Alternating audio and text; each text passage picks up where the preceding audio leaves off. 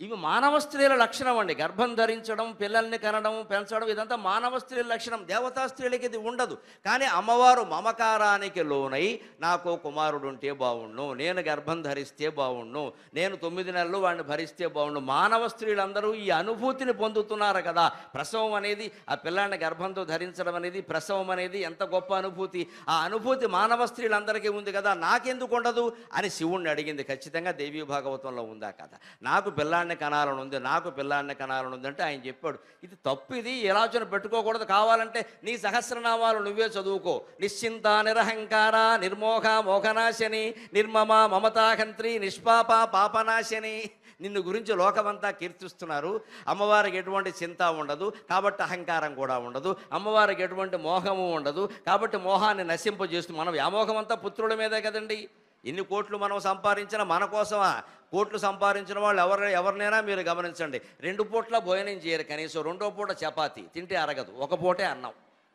అది కూడా కర్మ. 2వ చపాతీ తినకూడదు, బరువు పెరుగుతాడు. అందులోకి చట్నీ వేయకూడదు, బీపీ. అందులోకి పంచదార వేయకూడదు, షుగర్. దేనికి నీ 100 కోట్లు పని లేక 2వ పూట అన్నం తినే యోగం లేనప్పుడు.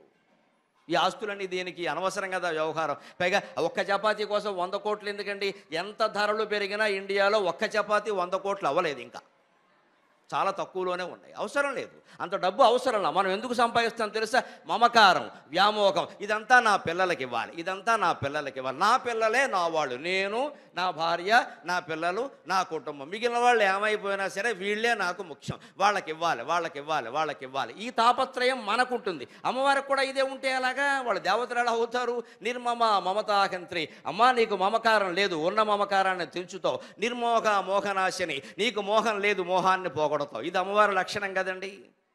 మరి అటువంటి అమ్మవారు మానవ స్త్రీలా భావించి నేను గర్భం ధరించాలి, నేను పిల్లాడిని కలాలని కోరుకుంటే ఎలాగా?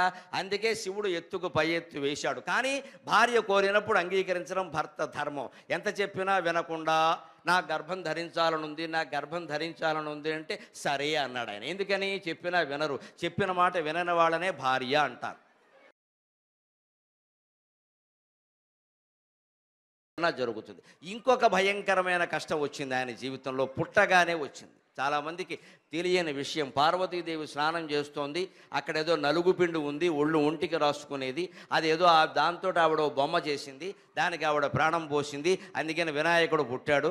ఆయన్నేమో అక్కడ కాపలా పెట్టింది, ఎవరిని రానియకుండా చూడవయ్యా, కైలాసం అసలు బహిరంగ ప్రదేశం కదా, కొండ గుహలో ఎవరైనా వస్తారు పరాయి మగవాళ్ళు, అందుకని నువ్వు అక్కడ ఉండవయ్యా అని తల్లి కొడుకుని కాపలా పెట్టింది. అక్కడ ఈ వినాయకుడు నిలబడ్డాడు. అంతట్లో శివుడు వచ్చాడు. ఈయనకి తెలియక ఆయన్ని కూడా అడ్డుకున్నాడు. దాంతో నా ఇంటికి రాకుండా నన్ను అడ్డుకుంటావా అని శివుడు కంఠాన్ని తీసి బారేశాడు. ఇది మామూలుగా లోకంలో ప్రచారంలో ఉండే కథ. ఎప్పుడూ పురాణ కథల్లో ఖచ్చితంగా అసలైన తత్వం తెలియాలంటే కథ నిర్మాణంలో ఒక లోపం ఉంటుంది, దాన్ని పట్టుకోవాలి మనం. ఒక లోపం ఉంటుంది, కుదరని, యుక్తిపరంగా తార్కికంగా కుదరని విషయం ఒకటి ఉంటుంది, దాన్ని పట్టుకుంటే మిగిలినవన్నీ వస్తాయి. పార్వతీదేవికి నలుగు పిండితో బొమ్మ చేయాల్సిన అవసరం ఎందుకు వచ్చిందండి? ఆవిడ లలితాంబ కదా, జగత్తంతా ఆవిడ కుటుంబమే కదండి. అమ్మవారి కుటుంబం కాని వారెవరండి? ఆ బ్రహ్మకీట జనని వర్ణాశ్రమ విధాయిని, ఆ బ్రహ్మకీట జనని వర్ణాశ్రమ విధాయిని. బ్రహ్మదేవుడు మొదలుకొని చిన్న కీటకం వరకు పార్వతీదేవి సంతానమైన లలితా సహస్రంలో స్పష్టంగా ఉందా లేదా? మరి అటువంటిప్పుడు ఈ నలుగు పిండితో బొమ్మ చేయడం పని ఏమిటండి ఆవిడకి? అక్కడుంది లోపం. అది పట్టుకుని లాగితే మొత్తం కథ వస్తుంది. ఆవిడ స్నానాల గదిలో ఉండి నలుగుపిండి తీసుకుని బొమ్మ చేసి నాకు కొడుకు పుట్టాలి, నాకు కొడుకు పుట్టాలి అని అనుకోవలసిన పని ఏమిటి? లక్ష్మీదేవి అనుకోలేదే. లక్ష్మీదేవికి బ్రహ్మదేవుడు సంతానం అంటే లక్ష్మీదేవి గర్భం ధరించి బ్రహ్మదేవుడిని కనల. విష్ణుమూర్తి నాభికమలం నుంచి బ్రహ్మదేవుడు ఉద్భవించాడు. విష్ణుమూర్తి భార్య కాబట్టి ఆవిడ సంతానం అయ్యాడు, ఆవిడేం కనలేదు. అలాగే సరస్వతీదేవికి నారదుడు సంతానం, బ్రహ్మమానస పుత్రుడు. ఆయన బ్రహ్మ మనస్సులో సంకల్పిస్తే పుట్టాడు, అంతేగాని సరస్వతి ఆయన్నేమో 9 నెలలు మొయ్యల. మరి ఎవరికీ లేనిది పార్వతీదేవి నలుగు పిండి నలపడం, ఇలాగా బొమ్మ చేయడం, దానికి ప్రాణం పోయడం ఆ అవసరం ఎందుకు వచ్చిందండి? అది పట్టుకుని లాగితే మిగిలిన కథ అంతా వస్తుంది. పైగా ఇంకొక మాట, ఎంత అక్కడ పార్వతీదేవి స్వయంగా సృష్టించినటువంటి శిశువు కదా, ఆయనకు వచ్చిన వాడు తండ్రి అనే విషయం తెలియదా? శివుడు, పైగా శివుడు ఏమన్నా గుర్తుపట్టలేని వ్యక్త? శివుణ్ణి గుర్తుపట్టడానికి చాలా ఆధారాలు ఉన్నాయి. ఏనుగుతోలు కట్టుకుంటాడు, పోనీ అప్పటికి లేకపోయినా బూడిద పూసుకుంటాడు, మెడలో పాములు ఉంటాయి, చేతిలో శూలం ఉంటుంది, నెత్తి మీద గంగాదేవి ఉంటుంది, నుదుటి మీద మూడో కన్ను ఉంటుంది. ఇన్ని ఆధార్ కార్డు మీద ఇన్ని గుర్తులు ఉన్నాయి శివుని పట్టుకోవడానికి. ఆయన అనామక విగ్రహం కాదు.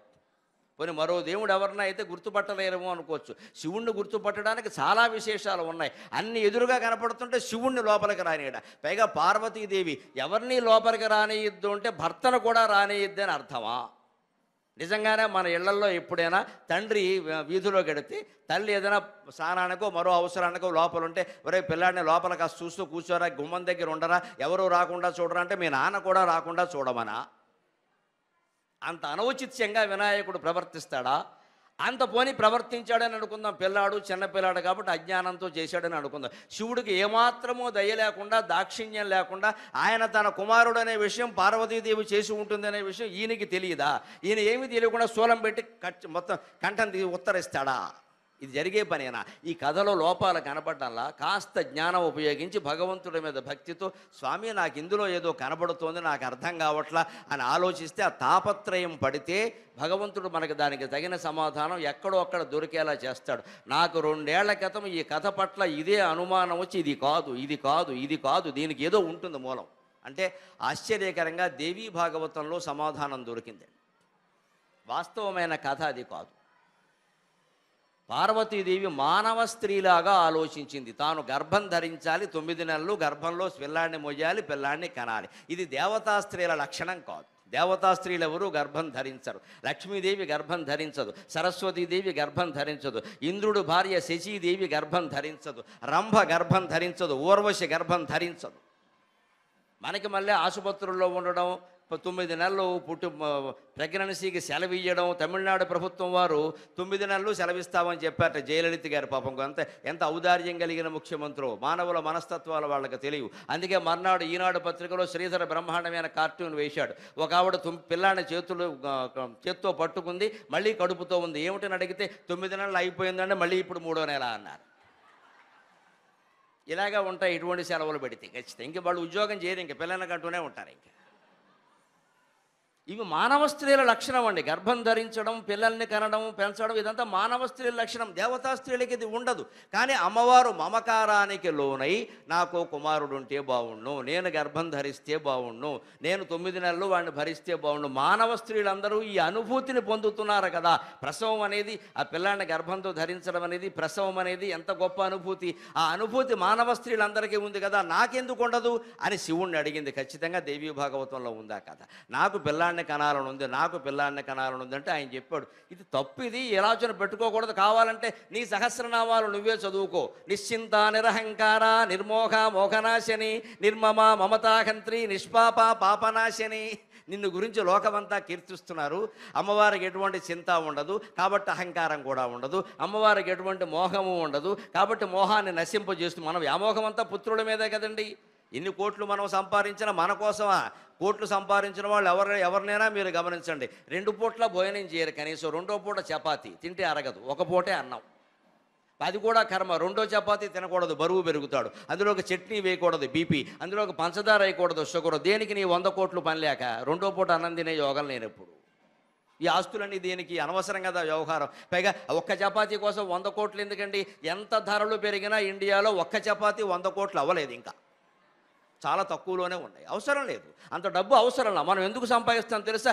మమకారం, వ్యామోహం. ఇదంతా నా పిల్లలకి ఇవ్వాలి, ఇదంతా నా పిల్లలకి ఇవ్వాలి, నా పిల్లలే నా వాళ్ళు, నేను, నా భార్య, నా పిల్లలు, నా కుటుంబం. మిగిలిన వాళ్ళు ఏమైపోయినా సరే వీళ్ళే నాకు ముఖ్యం, వాళ్ళకి ఇవ్వాలి, వాళ్ళకి ఇవ్వాలి, వాళ్ళకి ఇవ్వాలి. ఈ తాపత్రయం మనకుంటుంది. అమ్మవారికి కూడా ఇదే ఉంటే అలాగా వాళ్ళు దేవతలు ఎలా అవుతారు?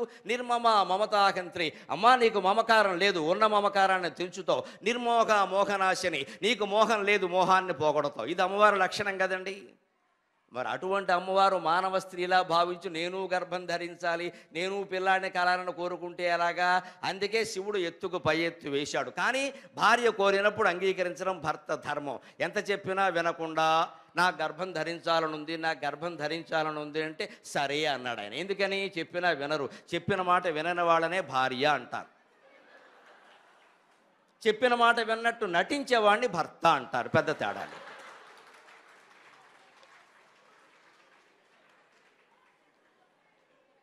సంసారం అంటేనే అది ఒకరి మాట ఒకరు వింటే ఇన్ని తగాదాలు ఎందుకు ఉంటాయి? వినని వాళ్ళని భార్య అంటారు, విన్నట్టు నటించేవాడిని భర్త. వీడు వినడు, ఆ పోన్లే అంటాడు మొహమాటానికి. అంచేతను పాపం శివుడు రాజీ పట్టాడు, పోన్లే ఆవిడేదో ముసర పడుతుంది, ఓ పిల్లాన్ని కానీ పెంచి ఎల్కేజీ యూకేజీ ఎక్కిన స్కూల్లో చేర్పిస్తే అప్పుడే తెలుస్తుంది ఆవిడకి. పైగా మరి ఈయన బెచ్చమెత్తి పోషించాలి, ఇన్ని లక్షల ఫీజు ఈయన ఎక్కడ కడతాడు? అందుకని తెలుస్తుంది, పోన్లే అని అన్నాడు. అప్పుడు మరి పిల్లాన్ని కనాలంటే గర్భం ధరించాలంటే ఏకాంతంగా గడపాలి కదండి. శివుడు పార్వతి ఒక కొండ గుహలో ఏకాంతంగా ఉన్నారు. ఇక మనం చెప్పుకోకల వివరాలు. ఇది దేవేంద్రుడికి అసూయ కలిగించింది. దేవతల్లో కూడా అసూయాద్వేషాలు ఉంటాయి. దేవతలు, మానవులు, రాక్షసులు అనేవి గుణభేదాన్ని బట్టి ఏర్పడ్డ జీవులు. వాళ్ళు తమో గుణం ప్రధానంగా కలిగిన వాళ్ళు రాక్షసులు. నిద్ర, ఆలస్యం, బద్ధకం, హింస ఇవన్నీ తమోగుణం లక్షణాలు. అవి ప్రధానంగా కలిగిన వాళ్ళు రాక్షసులు.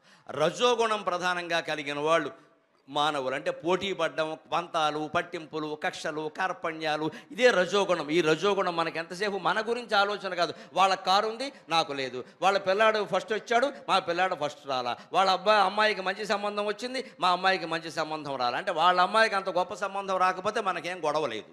వాళ్ళు కారు కొనకపోతే మనకు కారు అక్కల. మనకు కారు ఎందుకు కావాలంటే మన అవసరం గురించి కాదు, వాళ్ళకు ఉంది కాబట్టి మనకు కావాలి.